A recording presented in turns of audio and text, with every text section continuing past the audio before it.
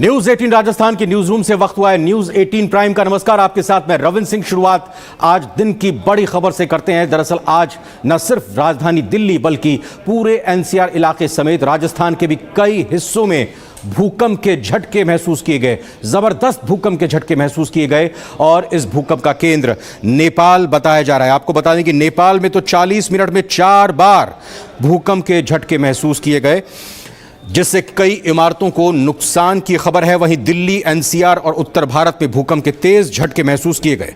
भूकंप के तेज झटकों से उत्तर भारत कांप गया। नेपाल भूकंप का केंद्र आज 6.2 तीव्रता का भूकंप बताया गया कि आया था। 2 बार भूकंप के झटके महसूस किए गए, दोपहर 2:25 पर, और दूसरी बार भूकंप के झटके 2:51 पर महसूस किए गए। लोग अपने घरों से बाहर निकल कर आ गए। ये दिल्ली, एनसीआर, उत्तराखंड और नेपाल की अलग अलग तस्वीरें आप देख सकते हैं।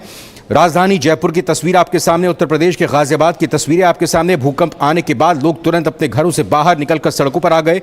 खटीमा की तस्वीर उत्तराखंड के आपके सामने है। नेपाल की भी तस्वीर, जहां पर कई इमारतों को नुकसान पहुंचा है। इमारतें दरार पड़ गई हैं, कुछ इमारतें धराशायी होकर भरभरा कर नीचे जमींदोज हो गई।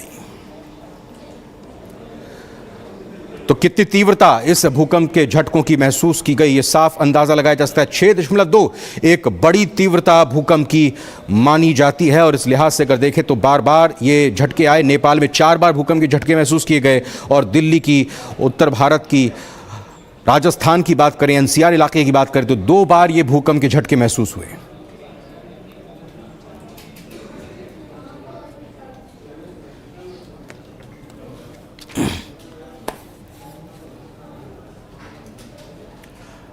तो जैसा हमने आपको बताया कि भूकंप का केंद्र नेपाल रहा, इस भूकंप का कारण क्या रहा, अब आगे आने वाले दिनों में भी क्या भूकंप के और आफ्टर शॉक्स, कुछ और भूकंप के झटके महसूस किए जा सकते हैं क्या? एक्सपर्ट की राय जानते हैं, सुनते हैं उनका क्या कहना है। जो आया है वो बेसिकली पश्चिमी नेपाल मतलब वेस्टर्न नेपाल रीजन में है, जो कि हमारे उत्तराखंड के रीजन से सटा हुआ है, जोन है। और ये जो अर्थक्वेक जहाँ आया है वो हमारे जो 2 प्लेट्स हैं, जो इंडियन प्लेट और यूएसएन प्लेट, उसकी कोलिजन बाउंड्री पर आया है। और अगर पास्ट में भी अर्थक्वेक देखें तो यहाँ पर नवंबर में भी अर्थक्वेक आ चुके हैं। अभी रिसेंट में जनवरी में भी आए हैं, दैट इज 6.3 मैग्नीट्यूड का अर्थक्वेक था, ठीक है, जो कि दिल्ली में भी फेल्ट हुआ। अभी का जो अर्थक्वेक आया है वो अगर यहाँ पर आप मैप देखेंगे तो ये जो है 6.2 का है, जो कि बहुत सैलो डेप्थ पर था, मतलब 5 किलोमीटर डेप्थ पर आया अर्थक्वेक ही आया है, जो कि 2:51 14:51 पर आया। और अभी तक इस अर्थक्वेक के आने के बाद, क्योंकि जैसे बड़े अर्थक्वेक आते हैं उसके बाद उसके आफ्टर शॉक्स भी होते हैं, तो ये अर्थक्वेक जो अभी आए हैं उसके अभी तक हम लोग 2 आफ्टर शॉक भी रिकॉर्ड कर चुके हैं इस रीजन में। जैसे आप देख रहे हैं रेड वाला जोन देख रहे हैं, ये 2 आफ्टर शॉक उसी रीजन में 10 किलोमीटर के अराउंड में आ चुके हैं। और जैसा कि मैंने पहले ही बताया कि ये कोलिजन बाउंड्री यहाँ पर अगर पास्ट में भी देखें तो बड़े अर्थक्वेक आ चुके हैं, जैसे नवंबर में आए हैं 5.8 के, 6.2 के जनवरी में आए, और ये जो है ये 6.2 का फिर ये अर्थक्वेक आया। ये सब जितने भी अर्थक्वेक हैं ये सब वेस्टर्न नेपाल में कंसंट्रेटेड है। और एक कोलिजन बाउंड्री जहाँ स्ट्रेस बिल्डअप होता है और एनर्जी जब स्ट्रेस बिल्डअप होता है तो अगर उसकी जो रॉक की कैपेसिटी होती है उसके बियॉन्ड जाती है तो वो ब्रेक होता है, और ब्रेक होने पर अर्थक्वेक आते हैं। तो जैसे हिमालयन कोलिजन बाउंड्री अर्थक्वेक आते रहते हैं। अगर ये अर्थक्वेक देखा जाए तो कहाँ फेल्ट हुआ, अगर इसकी इंटेंसिटी की बात की जाए, अर्थक्वेक की इंटेंसिटी अगर देखा जाए तो 6 था, जो कि हम लोग ने इमीडिएटली अर्थक्वेक जैसे डिसमिनेट किया उसका 6। और दिल्ली में अगर आप देखें तो ये स्लाइटली फेल्ट था, मतलब 3 की मैग्नीट्यूड थी दिल्ली रीजन को जो कवर करता है। बिहार में जातीय जनगणना के आंकड़े क्या जारी किए, राजनीति में मानो एक तरह से भूचाल सा आया हुआ है और एक नई बहस शुरू हो गई है, नई चर्चा हो गई। आज प्रधानमंत्री नरेंद्र मोदी छत्तीसगढ़ में थे। उन्होंने कहा कि मेरे लिए सबसे बड़ी जाति गरीब है, गरीबी ही सबसे बड़ी मेरे लिए जाति है और गरीबों की चिंता मेरे लिए सर्वोपरि है। गरीबों का जीवन बदलना है, उनमें सुधार लाना है, इसी की मुझे चिंता करनी है। और हम जातियों की चिंता नहीं करते, हम चिंता गरीबों की करते हैं। पीएम ने कहा कि कांग्रेस और विपक्षी दल जनता को जातियों में बांटना चाहते हैं और प्रधानमंत्री ने पूर्व प्रधानमंत्री मनमोहन सिंह का नाम लेकर भी कांग्रेस पर जोरदार पलटवार किया।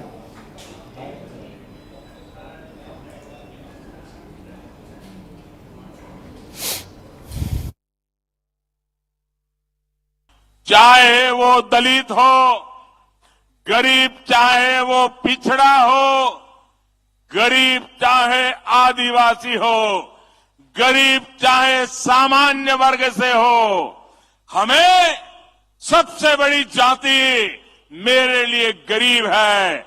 हमें गरीब की चिंता करनी है, हमें गरीब का जीवन बदलना है। कांग्रेस देश के लोगों में आपसी खाई बढ़ाना चाहती है, वैर भाव बढ़ाना चाहती है। इसलिए कांग्रेस अब पूरी नई भाषा बोलने लगी है। मेरे परिवारजनों, कांग्रेस के दशकों के शासन ने देश को सिर्फ गरीबी दी है। कांग्रेस ने समाज को जाति के आधार पर बांटने का ही काम किया है ताकि इनका वोट बैंक सुरक्षित रहे। कांग्रेस आज भी इसी काम में जुटी है। आज भी यहां छत्तीसगढ़ में अलग अलग समाज अपने हक के लिए आवाज उठा रहे हैं, लेकिन कांग्रेस की सरकार साजिश के तहत उन्हें जेल में डाल देती है, उनकी आवाज को दबाने में जुटी है। दूसरी तरफ भाजपा सरकार सामाजिक न्याय के लिए पूरी तरह समर्पित है।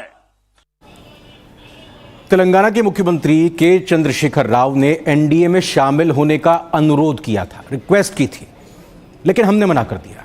ये बात आज प्रधानमंत्री नरेंद्र मोदी ने अपने तेलंगाना के निजामाबाद दौरे के दौरान कही। एक जनसभा को संबोधित करते हुए उन्होंने राज्य सरकार पर तीखा हमला बोला और इस दौरान प्रधानमंत्री की तरफ से तेलंगाना में करोड़ों रुपए की अलग अलग परियोजनाओं का लोकार्पण किया गया, शिलान्यास किया गया। इसके बाद निजामाबाद में एक जनसभा को संबोधित करते हुए मोदी ने यह दावा भी किया कि एक अन्य मुलाकात के दौरान केसीआर ने उनसे कहा था कि वो तेलंगाना की सत्ता अपने बेटे और बीआरएस के कार्यकारी अध्यक्ष के.टी. रामाराव को सौंप देना चाहते हैं। और इस पर मैंने कहा, केसीआर, ये लोकतंत्र है, तुम कौन होते हो बेटे को राजगद्दी सौंपने वाले?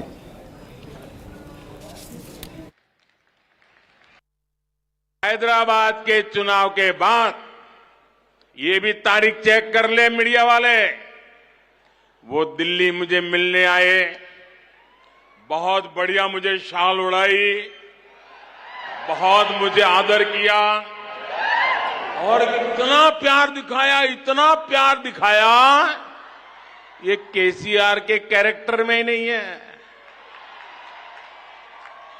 और फिर मुझे कहने लगे कि आपके नेतृत्व में देश प्रगति कर रहा है, हम भी एनडीए का हिस्सा बनना चाहते हैं, आप हमें एनडीए में शामिल कर दीजिए।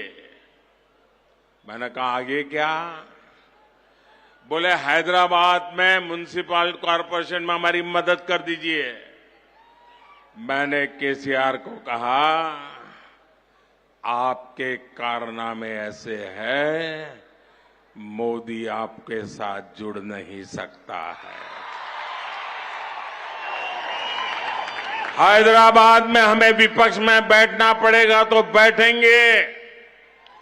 केसीआर की सरकार हमारे कार्यकर्ताओं पर जुल्म करेगी तो जुल्म सहेंगे, लेकिन हम तेलंगाना की जनता से दगा नहीं कर सकते हैं।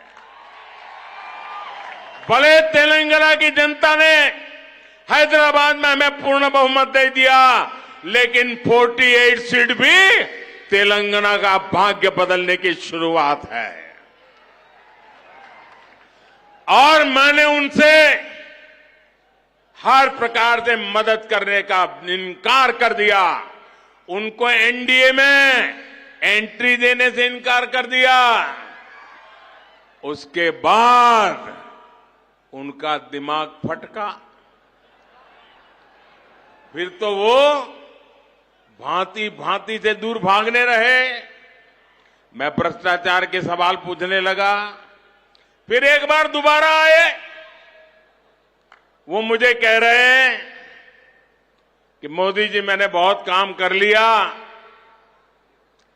अब मैं सारा कारोबार केटीआर को दे देना चाहता हूं।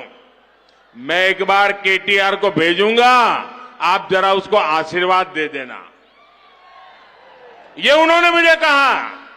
मैंने कहा, केसीआर, ये लोकतंत्र है, तुम कौन होते हो बेटे को राजगादी दे? तुम राजा महाराजा हो क्या?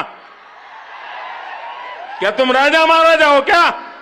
अरे तेलंगाना की जनता तय करेगी किसको बिठाना है, किसको नहीं बिठाना है। बस वो दिन आखिरी था, उसके बाद एक बार भी वो मेरे से आंखें नहीं मिला पा रहे हैं, मेरा परछाया भी देख। एक बार फिर से जातीय जनगणना की बात करते हैं। दरअसल बिहार में जातीय जनगणना के जब से आंकड़े जारी हुए हैं उसके बाद आज प्रदेश में चर्चा के लिए मुख्यमंत्री नीतीश कुमार ने सर्वदलीय बैठक बुलाई। इस बैठक में बिहार के सारे दल मौजूद थे। चर्चा जबरदस्त हुई। नेता प्रतिपक्ष विजय सिन्हा ने कहा कि हड़बड़ी में गड़बड़ी की गई है और यह बात सरकार भी मानती है कि कई सारी खामियां हैं, इसको दुरुस्त करने की जरूरत है। आपको बता दें कि विजय सिन्हा ने कहा कि सरकार भी स्वीकार कर रही है कि कुछ खामियां रह गई हैं जिसे दूर किया जाए।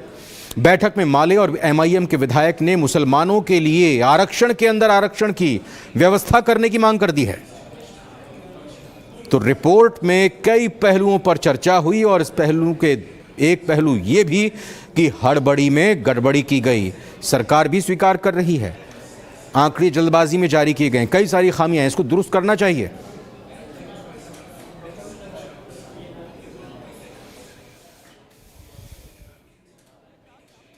समर्थन किया, हमारी ही सरकार थी, हमारे कैबिनेट के 1400 मिनिस्टर ने कैबिनेट से लेकर के सदन तक सपोर्ट किए हैं। लेकिन इसमें जो लोग आपत्ति उठा रहे हैं, आज हमारे पूर्व मुख्यमंत्री जीतन राम मांझी जी का, हमारे साहनी जी का और कई लोगों ने कहा, आज माले के भी उठाए हैं मुस्लिम समुदाय के संदर्भ में कि कई खामी है, उस खामी को दूर किया जाए।